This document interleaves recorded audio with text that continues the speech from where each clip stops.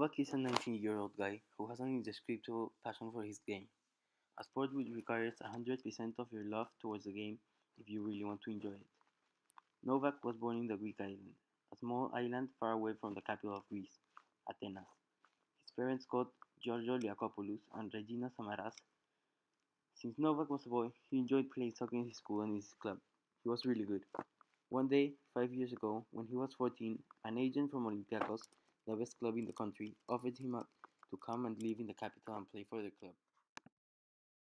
Novak was a really innocent boy by this time. His parents didn't know if he was ready to leave everything and make his own future. The problem was Novak really enjoyed spending time with his friends and with his family in Mykonos, the Greek island. He had to think for a lot of time. He was about to make a decision that could change his future, but on the other hand, it wasn't easy to leave all his family, friends, studies, and mostly what he loved the most, playing scrimmages in the mud and having a great time. If Novak could describe himself in one word, would be indecisive. After thinking for a while, Novak passes many challenges in his early teens. He just wanted to be happy and didn't know which path to take. He didn't know if he would find happiness by staying home or by starting the journey of a soccer player. Well, this was his childhood. I can proudly say that Novak took the best path for me. He signed the contract to play for Olympiacos and left everything behind. He wanted to be a famous soccer star. Once he moved to Piraeus, he started training for the club. He had developed an excellent relationship with each of the players there. He was fighting to go into the starting 11 of Olympiacos. The World Cup 2002 was coming, and in Athens, they were desperate to call Novak to play for the national team roster. After a few weeks, Champions League match day came, and the whole country was surprised because Novak was starting the game against Manchester United. He was really focused. They had to win the game in order to pass to quarterfinals. The entire Greece had the eyes on them today, especially on the 19-year-old guy who was passing the best moments of his life.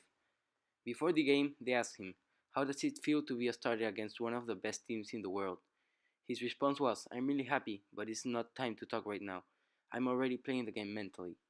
The game was suspended at the 75th minute of the game. Olympiacos was attacking fast and effectively. At the 83rd minute, a stunner came for Olympiacos. It was Novak who had scored.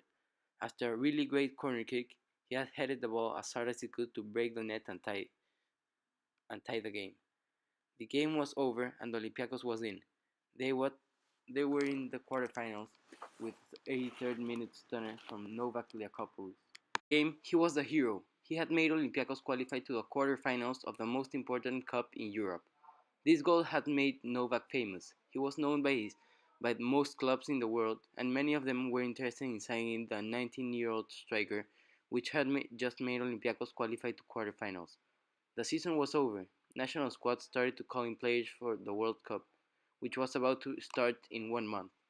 Novak was called to a list of 30 players to dispute various friendly games before defining a 23-player list that was going to Korea-Japan 2002. Everything went well in Novak's life. He was even a step close to sign for Chelsea, the English club that had been the last Champions League winner. The deal was going to close after the World Cup. The last friendly game came for Greece. It was against Cameroon. Novak was a starter again, as the only striker in the team. It was in the 39th minute when the defender goes into a hard tackle and breaks Novak's ankle. This was a massive injury. People crying, even he was crying. It was highly possible that Novak would miss the opportunity to play in the World Cup. After several investigations, they discovered a massive injury in Novak's ankle. He had to be out for 6 months, and it was possible that he couldn't return to the soccer fields forever. He had to do therapy for 6 months to have a chance of playing soccer again. Nothing was for sure. Novak lost the World Cup. He lost the chance to play for Chelsea, the champion of Europe. His life was a disgrace by this time. After several investigations on his injury, the doctors discovered a massive break that would not be able to cure completely. If he kept playing on soccer, the injury would be harder each time, so they told him to avoid playing soccer from there and after. This was the worst part of his life. He cried for days, but nothing could change after that. After a while, he started to overcome the problem and went back to Mykonos, where he had lived most of his childhood. His family and friends were anxiously waiting for him, with their arms open. As time went by, He had to find a job. Novak had an extreme passion for soccer, which didn't forget, so he became the trainer of the team he played since he was a child. He was not only a trainer, but also a great guy who told them stories of his life and teach them the beauty of the game, even though sometimes it might play against you. This was Novak's life and how he suffered from the beginning to the end.